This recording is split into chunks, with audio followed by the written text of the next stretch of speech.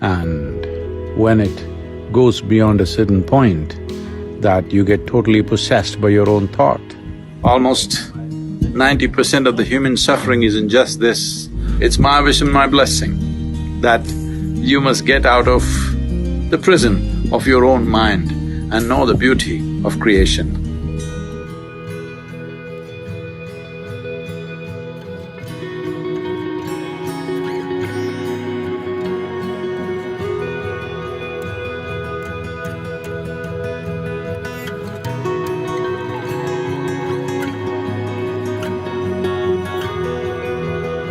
Lethargy comes from overconsumption of either food or thought.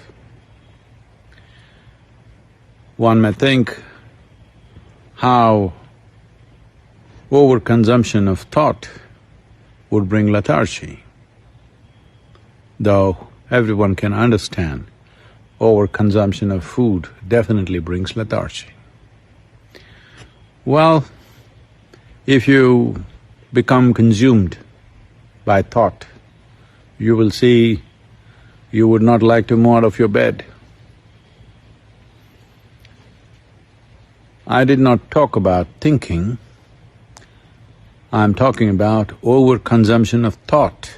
That means thought is continuously flowing without your effort, without your focus, without your intent.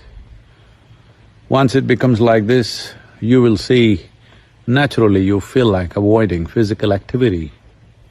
And when it goes beyond a certain point, that you get totally possessed by your own thought. Well, there are ugly names to describe that in medical terms. It's important. There is a certain amount of moderation in consumption of food and endless amount of thought that could happen. Thinking consciously and just consuming or living upon thought or being consumed by thought are very different things. That is an unfortunate reality that for a whole lot of people, this distinction is not apparent. And the price that humanity is paying for that is not a fair price.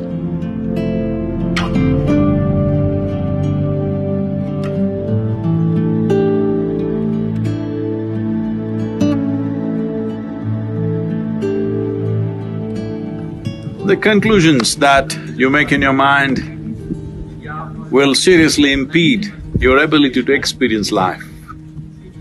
The stronger your conclusions are, the more you get identified with it, the more the psychological reality that you have seems like existential. Almost 90% of the human suffering is in just this. You misunderstand your psychological drama to be real. It's your drama. You can play it whichever way you want. If you're a good director of drama, you would make it the way you want it, otherwise it's happening haphazardly. Well, this is the reality of existence. How beautiful it is, but most people choose to live in their mind because they have made strong conclusions and it's no more a choice as to where they live. It's time you live on this planet, experience the beauty of creation and also the presence of the Creator in this creation. Just pay enough attention to every aspect of creation and you will see the presence of the source of creation in it. This is what you need to experience. The psychological drama is your making. It is too puny compared to the existential drama that's happening here. It's time you enjoy this. It's my wish and my blessing that you must get out of the prison of your own mind and know the beauty of creation. The most fundamental aspect that you need to take care of is that you don't make conclusions. If you do not make conclusions, the doors of your mind will not close.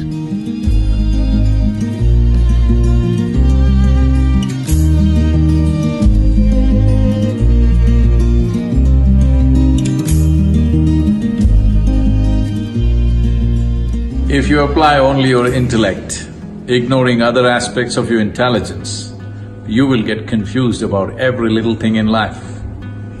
Because intellect is a cutting instrument, it's like a knife. If you want to dissect, it's a good instrument.